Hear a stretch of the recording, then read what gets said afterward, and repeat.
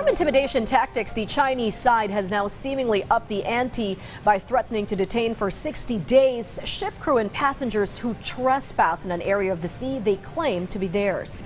A move the Philippine Coast Guard, or PCG, considers to be illegal, as the part of these said territorial waters that China wants to impose such policy actually belongs to the Philippines Exclusive Economic Zone, or EEZ. Noel Talakay has the full story.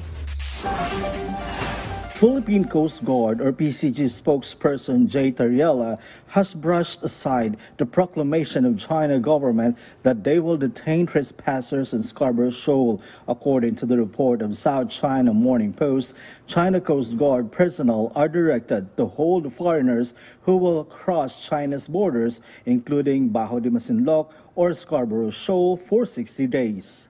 I don't think that China is really serious in doing this because mas malaki ang magiging backlash nito sa kanila bilang isang bansa. Tariela believed this is China's way of intimidating the Philippines to prevent the country from conducting resupply missions. He added this is an illegal action of China. Isa na naman uling pananakot ito ng Chinese government, no? To discourage these types of activities ng civil society.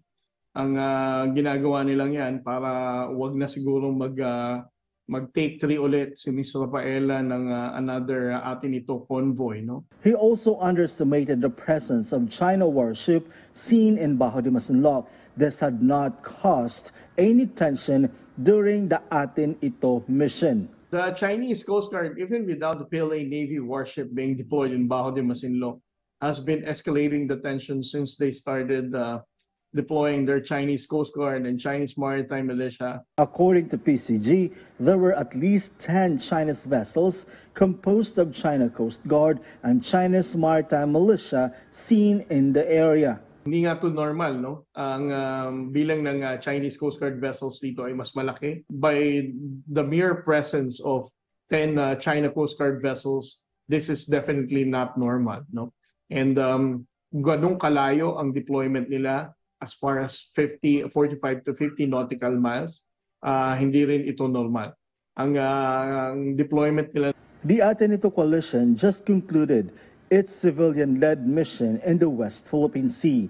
Noel Talakay from the National TV Network for a new and better Philippines.